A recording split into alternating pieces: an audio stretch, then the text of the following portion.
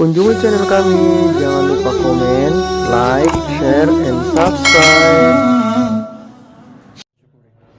Alhamdulillah, melanjut kajian kita sebelumnya. Kalau minggu lalu kita sudah bahas tentang sholat istisqa, kemudian sesuatu yang datang setelah istisqa tersebut, yaitu berupa guntur, hujan, kilat, ya sudah kita bahas. Selesai itu semua bacaan-bacaan ketika kita mukim atau tidak bepergian, hadir, fil hadar namanya. Fil hadar itu tidak dalam keadaan musafir.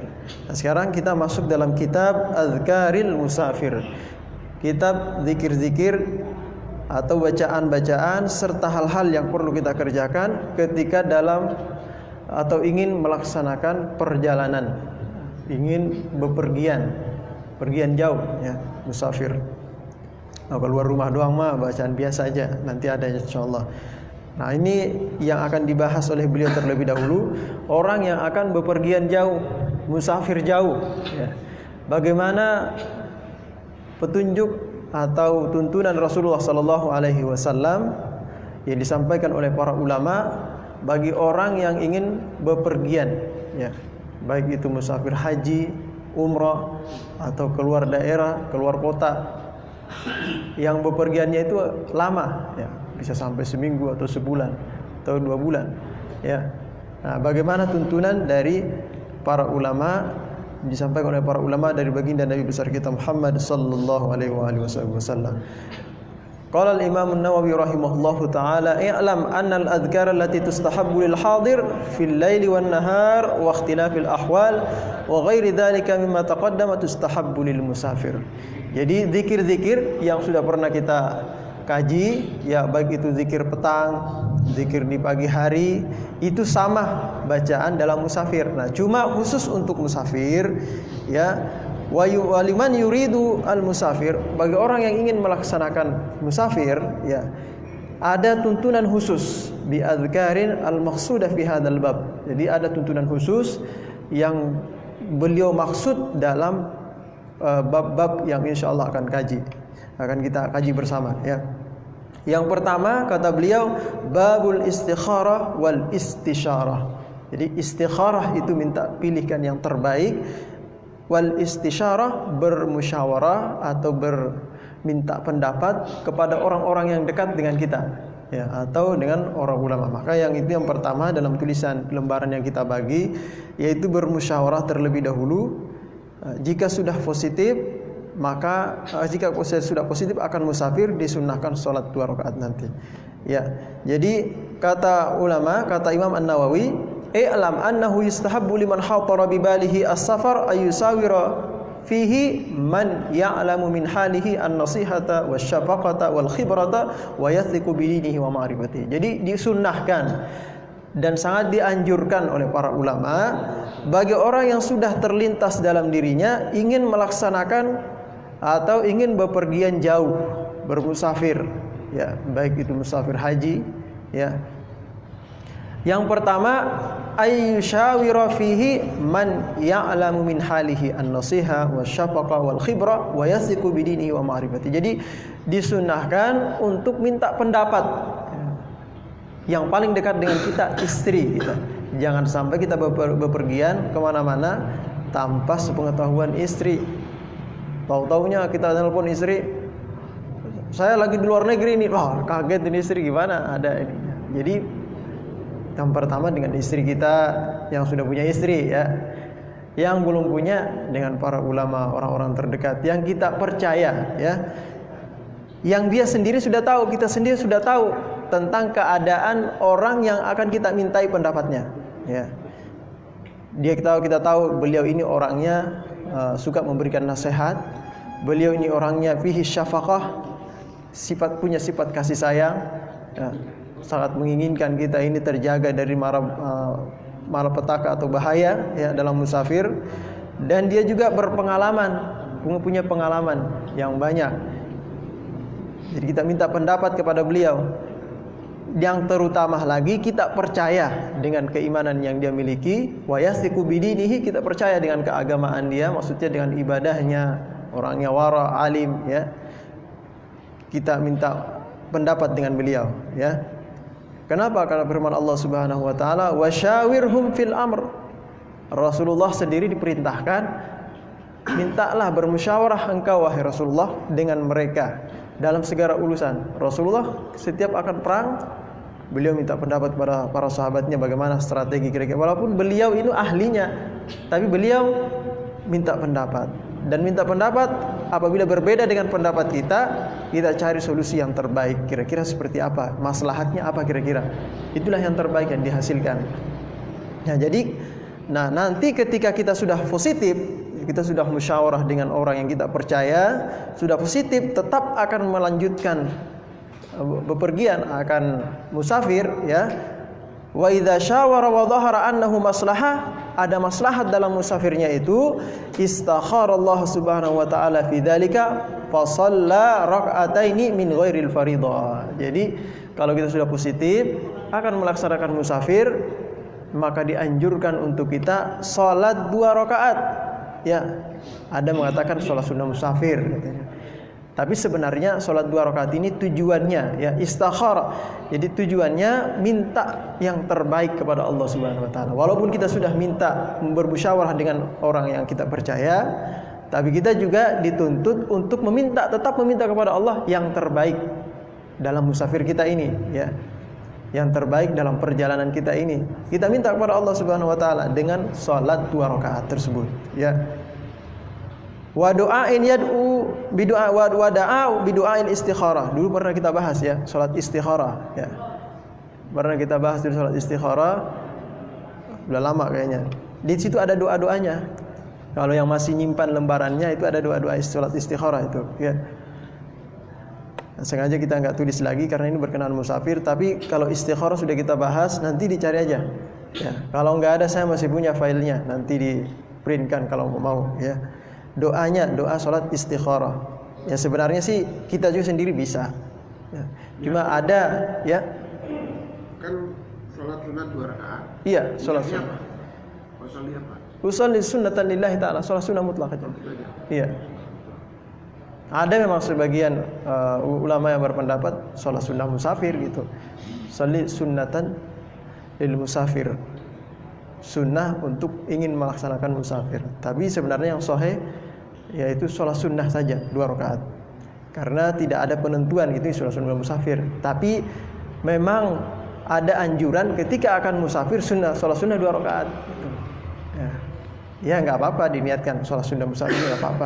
Tapi intinya sholat sunnah di situ adalah untuk minta dipilihkan oleh Allah Subhanahu wa taala yang terbaik dalam musafir kita, dalam perjalanan kita. Intinya seperti itu. Ya, makanya disunnahkan doa setelah itu 2 rakaat, doa musafir, ya, doa istikharah, ya, doa salat istikharah. Dan nanti ditambahin zikir-zikir setelah itu. Yang akan kita bahas, ya. Nah, setelah itu wa dalilul istikharah. Nah, itu dalil salat istikharah sudah jelas dalilnya ada, ya. Dan itu juga pernah dilakukan oleh Rasulullah sallallahu alaihi wasallam. Nah, setelah itu babu azkarihi ba'da istiqra'i azimatihi 'ala safar. Nah, azkar atau hal-hal yang perlu kita lakukan setelah sudah mantap dalam diri kita akan melaksanakan musafir. Jadi, sudah mantap dalam diri kita ini akan musafir, akan bepergian, ya. Ada beberapa hal yang perlu kita ketahui, tuntunan dari para ulama yang disampaikan oleh para ulama, ya. Fa iza istaqarra azmuhu 'ala safari falyajtahid fi tahsil umurin.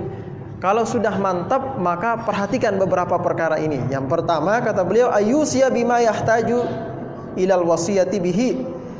Jadi disunnahkan bagi orang yang akan musafir tinggalkan pesan wasiat untuk keluarga yang ditinggalkan. Kita ninggalin istri, pesan-pesan, kasih pesan-pesan buat istri apa? Karena kita nggak tahu bakal balik atau tidak. Jangan sampai meninggal dalam perjalanan belum sempat nitip pesan buat keluarga kita. Nah, jadi kasih pesan. Bahkan ulama-ulama tasawuf itu, ya, setiap akan tidur dianjurkan menulis wasiat, simpan di bawah bantal. Karena kita nggak tahu bakal bangun atau tidak nanti subuh. Jangan sampai kita nggak bangun sudah dicabut oleh nyawa kita oleh Allah Subhanahu wa taala, kita tidak sempat berwasiat dengan keluarga kita. Nah, titip wasiat tuh, simpan di bawah bantal. Itu dibahas dalam masalah tasawuf wasiat, ya. Nah, jadi jangan lupa itu. Kemudian wal yashhad ala wasiyatihi, berikan saksi terhadap wasiat yang engkau berikan itu. Ada saksinya. Ini lebih bagus, ya. Ini misalnya saudara kita, tolong kamu sebagai saksinya bisa pesankan kepada istri saya dan anak-anak saya semuanya bahwa ini sampaikan. Syarat saksinya itu apa tuh? Harus sudah balik gimana? Kalau saksi ya memang harus balik, berakal, agama Islam, dan selamat dari kefasikan. Sifat fasik. Fasik itu ya sesuatu dia suka berbuat dosa-dosa besar atau selalu mengerjakan dosa-dosa kecil, ya. Dosa kecil tapi sering tiap hari, akhirnya dia menyebabkan orang tersebut fasik. Orang yang fasik tidak bisa dijadikan saksi, baik itu saksi dalam syahadah atau saksi dalam pernikahan, apalagi saksi dalam ilmu hadis. Dalam ilmu hadis itu orang yang menerima hadis menyampaikan riwayat, kalau ingin dikatakan sahih riwayatnya, ya, orangnya harus adil. Adil itu selamat dari sifat fasik. Itu yang paling utama. Sifat fasik itu ya itu tadi, terjerumus dalam dosa-dosa besar atau mengekali dosa-dosa kecil. Jadi orang yang dipercaya, ya, orang yang wara, itu yang kita jadikan saksi. Ya kalau bisa ini ya. Ini misalnya nih kalau kita musafir bakal lama nih, atau orang yang TKI ya, tenaga kerja Indonesia itu yang akan keluar negeri bekerja 2 tahun misalnya, atau dapat tugas. Dia tinggal di Jakarta, cuma karena dia PNS, ada tugas, ditugaskan ke misalnya ke Papua misalnya 3 bulan ke sono. Ya, enggak apa-apa. Berwasiatlah sebelum meninggalkan kerabat keluarga kita. Jadi adakan saksi. Wa yastahilla kullu man bainahu wa bainahu muamalah fi syai'in aw musahaba. Dan jangan lupa ya, minta halal, minta keridhaan kepada orang-orang di sekitar kita yang kita kenal. Ada hubungan, ada interaksi setiap hari kita ketemu, minta ridha kepada mereka semua, minta halal, minta maaf atas segala dosa-dosa yang kita berbuat, kekhilafan kita antara kita dengan dia, minta maaf, minta halal, jangan sampai ada hak-hak dia yang kita ambil, kita minta halal. Dan yang paling utama itu yastardi walidayhi wa syuyukhahu, dia minta ridho kepada kedua orang tua. Nah, kalau kita masih punya orang tua, kita akan musafir, meninggalkan keluarga dan orang tua kita, jangan lupa minta ridho kepada orang tua. Nah, karena ini yang paling utama, ridho Allah bi ridhal walidain. Kalau Allah, orang tua kita sudah ridho, insya Allah keridhaan Allah akan kita raih juga nanti. Jadi jangan lupa itu yang paling utama. Keridhaan orang tua, minta halal kepada beliau, dan juga guru kita. Kalau di kampung itu kita punya guru, ya, guru ngaji atau majelis ta'lim, minta ridho, nasihat kepada beliau, ya. Itu yang lebih utama juga. Wa yundabu wa man yundabu ila birrihi wasti'tafihi, dan orang-orang yang kita dituntut untuk berbuat baik kepadanya, kerabat-kerabat kita. Kalau kita selaku anak, ya, keluarga kita, orang tua kita, di samping orang tua ada kakek nenek kita, ya, ada juga guru-guru kita, kakak-kakak kita masih ada kalau punya kakak, ya. Itu semua diminta keridhaannya semuanya, minta halal, dan juga nasihat-nasihatnya. Mungkin nasihatnya di selama musafir apa kira-kira ya yang perlu kita ingat. Dan yang terpenting, wal yatlub minallahi subhanahu wa ta'ala fi safarihi al-ma'unah, minta pertolongan kepada Allah Subhanahu wa taala dalam musafir, ya. Wal yajtahid, dan hendaklah dia bersungguh-sungguh bagi orang yang akan musafir ini ala ta'allumi ma yahtaju ilaihi fi safarihi, untuk mempelajari apa yang perlu atau yang dibutuhkan dalam musafirnya. Dalam musafir pasti kita nanti akan, kalau tidak paling tidak salat jamak atau salat mengqasar salat, karena kesulitan nanti. Mobilnya cuma singgah sekali, nggak bisa 2 kali. Nah, dikosor di jamak tuh, kosor jamak salatnya. Kapan? Bagaimana cara mengkosor salat? Bagaimana cara menjamak salat? Baik itu jamak takhir atau jamak takdim. Itu harus dipelajari semuanya, ya. agar kita tidak meninggalkan perintah Allah dalam musafir. Kita musafir tapi melalaikan sesuatu yang sudah wajib buat kita seumur hidup. Ya, salat itu yang terpenting. Ya. Kalau orang yang akan berhaji, pelajari masalah haji. Kalau orang yang akan berdagang, pelajari bagaimana berdagang dengan baik, yang diridhai Allah, yang halal. Seperti apa? Atau segala hal yang kita butuhkan, persiapkan. Ya, intinya di sini. Yang intinya segala hal yang kita butuhkan dalam musafir atau nanti pada tujuan kita nanti, persiapkan sebelum berangkat. Itu maksudnya. Jadi ini yang terpenting. Nah, setelah itu ya, kata Imam An-Nawawi, babu azkari inda iradatil khuruj minal bait. Ketika kita akan keluar dari rumah untuk melaksanakan musafir, jangan lupa mengerjakan beberapa hal yang dituntunkan oleh Nabi besar kita Muhammad sallallahu alaihi wasallam. Nah, para ulama menyebutkan di sini yustahabbu inda iradatil khuruj ayyusalli rak'ataini li hadisin muqattam bil miqdam. Sahabat beliau ya, sahabat Rasul sallallahu alaihi wasallam, anna Rasulullah sallallahu alaihi wasallam qala ma khallafa ahadun inda ahlihi afdala min rak'ataini yarka'uha indahum hina yuridus safar. Tidaklah meninggalkan seseorang itu ya, meninggalkan keluarganya yang lebih afdal, pekerjaan yang lebih afdal kita kerjakan min rak'ataini, dari salat 2 rakaat, yarka'uha, yang dia kerjakan salat tersebut, indahum, pada keluarganya. Ketika masih berada di rumah, salat sebelum berangkat itu ya. Hina yuridus safar, ketika akan melaksanakan musafir. Itu tadi ya, salat 2 rakaat. Nah, sebagian ulama berpendapat, qala ba'du ashabina, sebagian ulama dari kalangan Syafi'i berpendapat, yustahabbu ayyaqra'a fil ula, disunnahkan membaca nih pada rakaat pertama tadi, salat sunnah ya, salat sunnah tadi. Rakaat pertama setelah membaca suratul Fatihah, surah Al-Kafirun, qul ya ayyuhal kafirun. Wa fisaniyah, dan pada rakaat kedua, qul huwallahu ahad, surah Al-Ikhlas. Al-Kafirun, Al-Ikhlas, itu paling gampang ya. Sebagian juga berpendapat wa qala ba'dhum fil ula ba'dal Fatihah qul a'udzu birabbil falaq ya, surah Al-Falaq. Kemudian rakaat keduanya surah An-Nas. Jadi ada 2 pilihan nih. Mau Al-Ikhlas dengan Al-Kafirun dengan Al-Ikhlas, atau Al-Falaq dengan An-Nas. Ini salat sunnah musafirnya ya. Nah, setelah selesai salat sunnah nanti, fa idza sallama, ketika setelah selesai salat sunnah, dia udah salam, assalamualaikum warahmatullahi, assalamualaikum warahmatullahi, udah salam nih. Qara'a ayatul kursi, hendaklah dia membaca ayat kursi. Ayat kursi itu ya, nomor 3 ya. Jadi baca ayat kursi.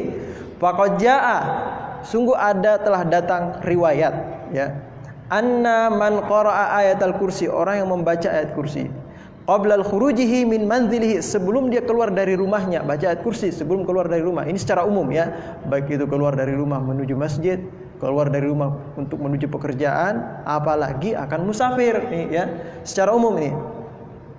Keutamaan ayat kursi, orang yang membacanya lam yusibhu syai'un yakrahu, maka dia tidak akan tertimpa sesuatu yang dia tidak senangi ya.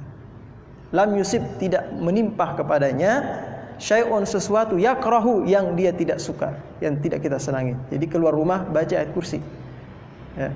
Keluar rumah baca hatta yarji'ah, sampai kembali ke rumahnya, itu dalam peliharaan Allah subhanahu wa ta'ala, insyaallah, kalau kita yakin ya.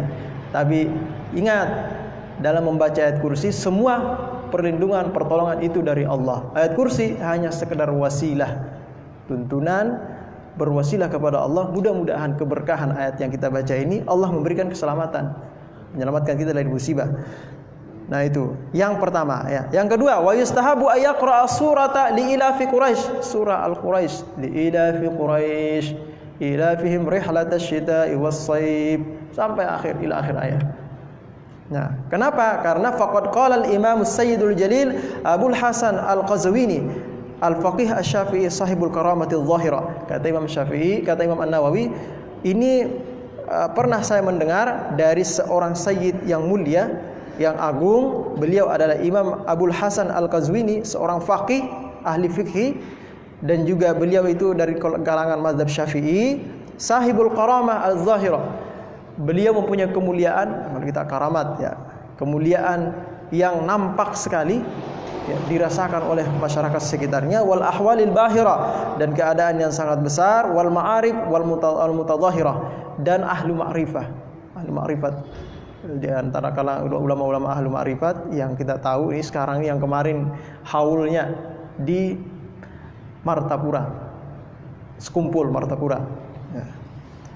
Beliau Kiai Haji Zaini Abdul Ghani Ahlul Ma'rifah. Beliau punya kajian-kajian khusus dengan orang-orang tertentu yang sudah sampai keilmuannya dengan kajian ilmu ma'rifat.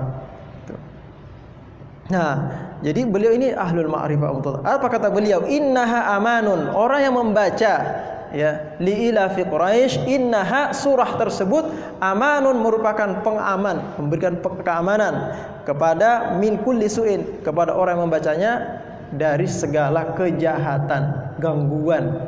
Ya. Qala Abu Tahir Al-Jahsubi Al-Jahsyawai ya. Orang membaca Al-Jahsyuyah juga. Nah, beliau ini aradtu safaran. Pernah suatu ketika saya ingin musafir. Beliau bercerita nih. Wa kuntu khaifan minhu. Waktu itu saya khawatir dalam musafir saya, ya. Jadi kekhawatiran itu mungkin kita akan melewati daerah yang ada konflik atau ada musuh di situ, orang-orang kafir yang memusuhi Islam, atau misalnya di situ daerah-daerah yang memang rawan konflik akan kita lewati, tidak ada jalur lain. Nah, beliau ini ya ketika dalam keadaan khawatir, fadakhaltu ilal Qazwini, beliau datang kepada Imam Al-Qazwini tadi, ya. As'aluhu du'a, aku meminta kepada beliau doa dalam perjalanan musafir ini, minta doa kepada beliau. Faqala, kata beliau, faqala li ibtida'an min qibali nafsihi, beliau berkata, mulai dari dirinya sendiri berkata, man arada safaran, siapa yang mau musafir, fa fazi'a min aduwin aw wahshin, maka kemudian dia takut dalam musafirnya itu karena dengan adanya musuh, takut musuh nih. Atau wahshin, binatang buas, zaman dulu nggak ada mobil, ya. Musafirnya pakai onta dikejar binatang buas, nggak bisa lari kencang. Nah, jadi zaman dulu nih, ya. Atau sekarang ini apa saja yang kita khawatirkan, yang kita takuti, fal yaqra, kata beliau, jangan lupa baca, kata beliau nih, li ila fi Quraisy, sampai habis. Maksudnya ini li ila fi Quraisy sampai habis ayatnya, jangan li ila fi Quraisy doang baca, li ila fi Quraisy sudah habis sudah. Ya, jadi li ila fi Quraisy ila bihim rihlatash shita'i was-sayf wa liya'budu rabb hadzal bait alladzi at'amahum min ju'in wa amanahum min khauf. Baca sampai akhir, ya. Fa innaha amanun min kulli su'in. Itu merupakan keamanan dari segala kejahatan dalam musafir. Aku baca, faqara'tuha, aku baca nih, kata beliau nih, aku baca itu pesannya. Falam yurid alayya 'aridun hatta al-an, maka tidak ada yang mengganggu saya dalam perjalanan sampai sekarang ini. Saya amalkan terus, alhamdulillah sampai sekarang ini setiap saya amalkan tidak ada yang mengganggu saya dalam perjalanan. Ya ini ya, jangan lupa ya. Habis salat 2 rakaat, jangan lupa baca ayat kursi. Setelah baca ayat kursi, kita baca surah li ila fi Quraisy, ya. Setelah itu yustahabbu idza faraga min hadhil qiraah, setelah selesai ayad'u bi ikhlasin wa riqqatin, berdoa dengan hati yang ikhlas, tulus kepada Allah Subhanahu wa taala. Apa itu doanya? Allahumma bika asta'in, ya, itu yang nomor 4 ya.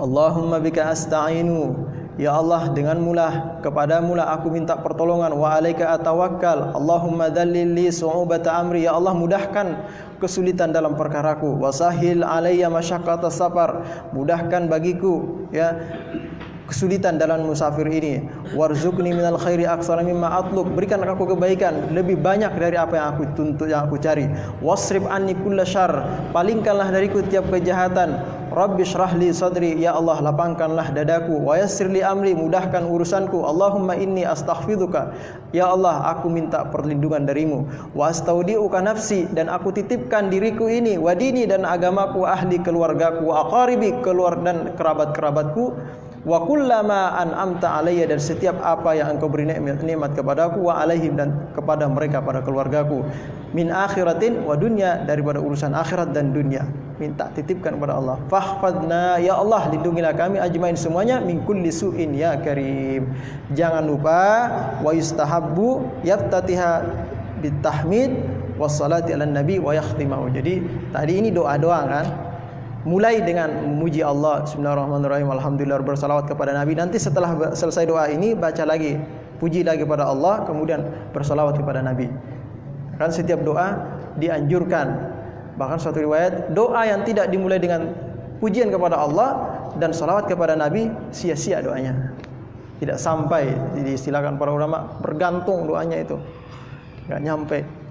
Jadi mulai dengan tahmid dan salawat kepada Nabi. Terakhir, wa idza nahadha, ketika sudah mulai bangkit dari duduknya, falyaqul, bacalah sesuai dengan apa yang diriwayatkan oleh Anas bin Malik, anna Rasulullah sallallahu alaihi wasallam, bahwa Rasulullah itu lam yurid safaran, tidak menginginkan suatu musafir, illa, melainkan qala, beliau membaca ketika akan musafir itu bangkit untuk menuju musafirnya, idza yanhadu min julusi, Allahumma ilaika tawajjahtu, ya Allah kepadamu lah aku menghadap, wa bika a'tasamtu, dan kepadamu lah aku berlindung, minta penjagaan, Allahumma kfini ma hammani wa ma la aham wa la ahtamulah, Allahumma zawwidni, ya Allah berikanlah aku bekal at-taqwa, ketakwaan, wa ghfirli dzambi wa wajjihni lil khairi aina ma tawajjahtu. Tuh dibaca.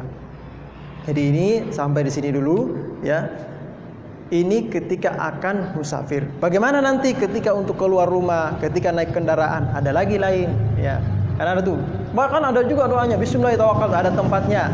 Bismillahirrahmanirrahim, la haula wala quwata illa billah, subhanallazi sakhkhara lana hadza wa ma kunna lahu muqrinin. Itu ada tempatnya masing-masing. Jadi ini kita masih mulai berkeinginan musafir ya. Kemudian sebelum keluar dari rumah, ini yang kita lakukan. Nanti setelah mau keluar rumah dan keluar rumah naik kendaraan, ada lagi bacaan khusus ya. Dari sini ada pertanyaan mungkin? Ya, silakan Bapak. Oh. Ustaz, ada batasan nggak Ustaz yang disebut musafir itu berapa lama dan berapa jauh? Kalau kita perhatikan dalam istilah ulama ini, musafir yang dimaksud di sini musafir yang jauh. Ya. Musafir yang jauh. Jauhnya itu kalau musafir, untuk musafir safar qasar ya, itu sekitar 83 km. 83 kilo atau lebih dari itu. Masuk dalam kategori kita sudah diberikan rukhsah untuk mengqasar salat. Itu. Ya sebenarnya sih secara umum keluar rumah bepergian mau kemana itu masuk juga. Tapi secara khusus ya untuk orang yang bepergian jauh meninggalkan keluarganya 1, 2 atau 3 hari atau lebih dari itu berwasiat ya. Berwasiat seperti yang dituntunkan tadi. Seperti itu. Ya silakan Pak Haji. Asal tuh anak-anak ini antara musyawarah Iya. dengan istikharah itu ada kaitannya. Iya, ada kaitannya. Tapi dalam hadis mengatakan begini. Ya. Al-khawfa man istikharah wa man nadima man istasyarah. Iya. Tidak rugi orang yang beristikharah dan tidak akan mahal orang yang bermusyawarah. Ini hadis apa semuanya betul? Ya. Saya nggak pernah mencari itu apa itu hadis atau bukan. Otomatis yang jelas itu pernah disampaikan oleh para ulama. Terus saya nggak pernah meneliti itu hadis atau bukan ya. Tapi itu memang benar ya. Tidak akan rugi ya orang yang bermusyawarah dan tidak akan menyesal orang yang tidak akan rugi orang yang minta kepada Allah Subhanahu wa taala petunjuk ya istikharah kepada Allah, dan tidak akan menyesal orang yang bermusyawarah karena sudah disepakati semuanya. Kalau ada terjadi di kemudian hari itu sudah keputusan kita. Kalau kita sudah beristikharah kepada Allah Subhanahu wa taala, pasti di balik musibah yang menimpa kita walaupun kita sudah istikharah ada hikmah pastinya. Ada hikmah pasti yang diberikan oleh Allah Subhanahu wa taala. Jangan kita waduh, padahal saya sudah istikharah nih, kok masih aja seperti ini. Jangan seperti itu. Itu pasti ada hikmah di balik itu. Allah pasti akan memberikan yang terbaik. Cuma kita nggak tahu rahasianya apa kira-kira nih. Belum nyampe. Belum. Biasanya akan dirasakan setelah itu. Oh ternyata dulu kena ini karena macet itu, karena ternyata ada ini musibah. Andai kata duluan mobilnya nanti itu akan tertimpa longsor atau apa misalnya itu. Nah, kita nggak tahu itu, ya. Itu ada di balik itu rahasia Allah. Insya Allah yang terbaik dari Allah Subhanahu Wa Taala. Ya, kita tutup dengan membaca suratul Fatihah. Mudah-mudahan kajian kita pada subuh hari ini diberikan berkah oleh Allah Subhanahu Wa Taala dan kita semua dimudahkan oleh Allah Subhanahu Wa Taala untuk mengamalkan apa yang kita dengarkan dari hadis-hadis Rasulullah SAW dan petua-petua para ulama. Ala hadhihi niyyah wa kulli niyatin shalihah wa ila hadratin Nabi. Al-Fatihah.